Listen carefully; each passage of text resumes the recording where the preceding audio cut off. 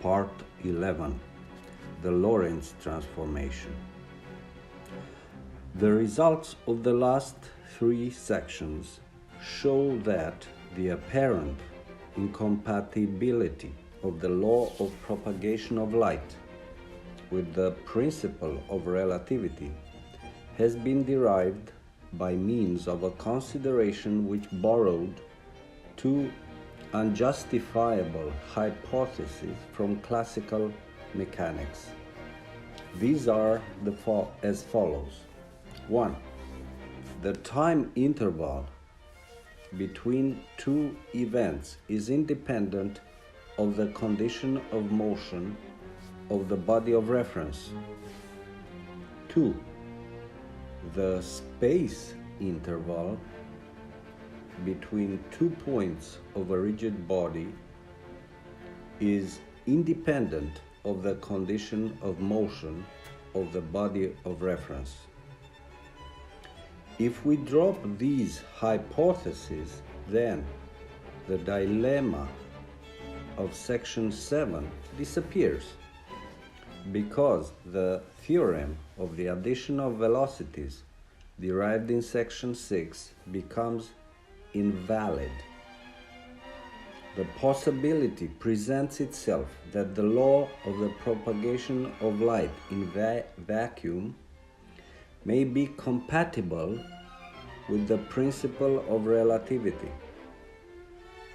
And the question arises, how have we to modify the considerations of section 6 in order to remove the apparent disagreement between these two fundamental results of experience? This question leads to a general one. In the discussion of section 6, we have to do with places and times relative both to the train and to the embankment.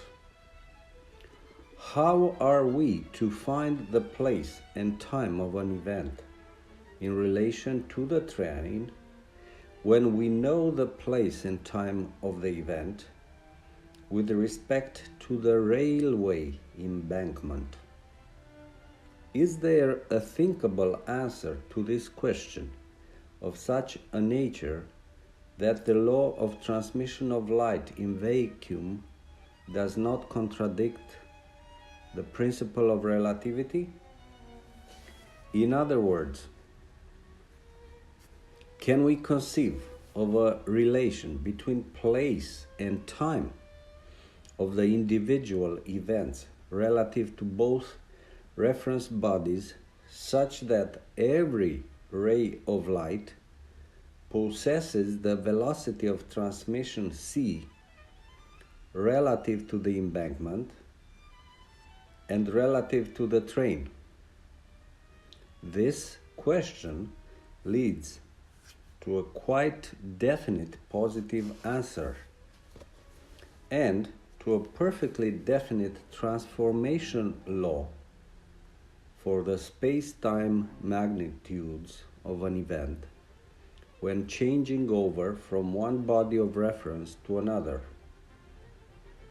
Before we deal with this, we shall introduce the following incidental consideration. Up to the present, we have only considered events taking place along the embankment, which had mathematically to assume the function of a straight line in the manner indicated in section 2. We can imagine this reference body supplemented laterally and in a vertical direction by means of a framework of rods, so that an event which takes place anywhere can be localized with reference to this framework. Similarly, we can imagine the train traveling with a velocity v to be continued across the whole of space, so that every event no matter how far off it may be, could also be localized with respect to the second framework. Without committing any fundamental error, we can disregard the fact that in reality, these frameworks would continually interfere with each other owing to the impenetrability of solid bodies. In every such framework, we imagine three surfaces perpendicular to each other, marked out and designated as coordinate planes or coordinate system. A coordinate system K then corresponds to the embankment, and a coordinate system K prime to the train.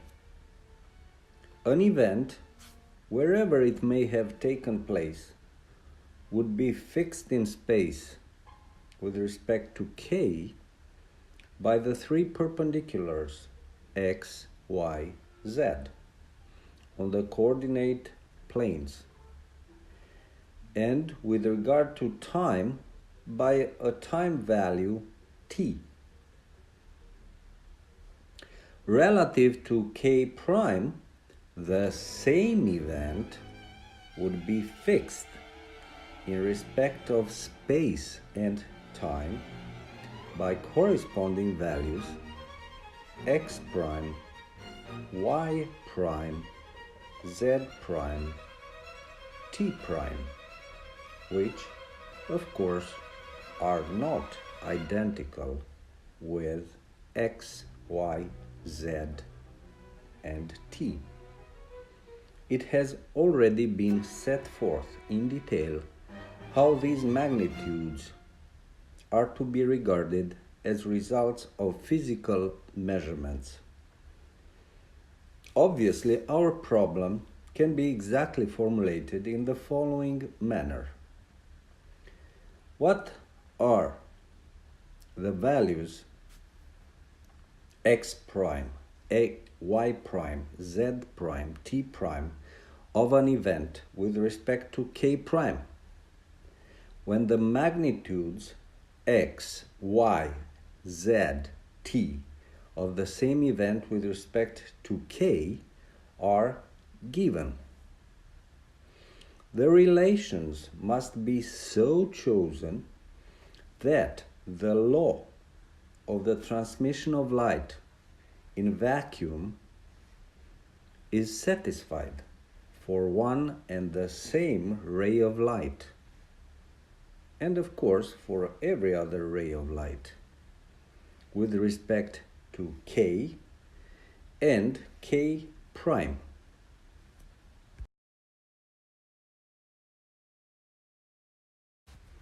For the relative orientation in space of the coordinate systems indicated in the diagram shown in figure 2, this problem is solved by the means of the equation shown below.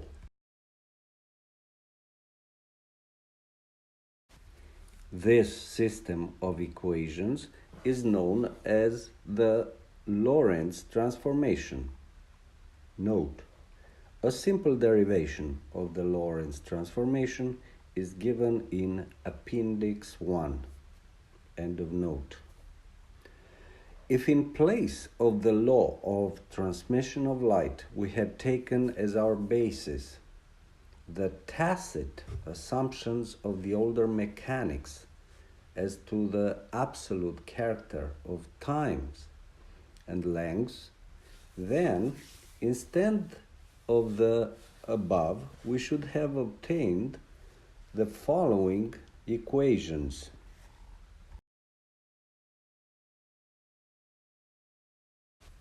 X prime equals x minus vt. Y prime equals y. Z prime equals z, t prime equals t. This system of equations is often termed the Galilei transformation. The Galilei transformation can be obtained from the Lorentz transformation by substituting an infinitely large value for the velocity of light c in the latter transformation. Aided by the following illustration, we can readily see that, in accordance with the Lorentz transformation, the law of the transmission of light in vacuum is satisfied both for the reference body K and for the reference body K prime. A light signal is sent along the positive x-axis, and this light stimulus advances in accordance with the equation x equals ct, where c is the velocity of light. According to the equations of the Lorentz transformation, this simple relation between x and t involves a relation between x prime and t prime. In point of fact, if we substitute for x the value ct in the first and fourth equations of the Lorentz transformation, we obtain the following.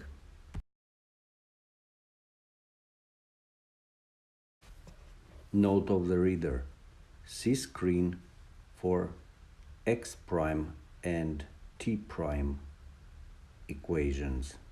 End of note.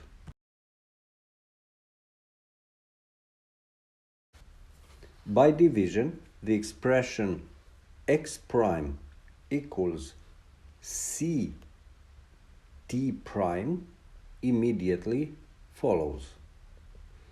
If referred to the system K prime, the propagation of light takes place according to this equation. We thus see that the velocity of transmission relative to the reference body K prime is also equal to c. The same result is obtained for rays of light advancing in any other direction whatsoever. Of course, this is not surprising, since the equations of the Lorentz transformation were derived conformably to this point of view.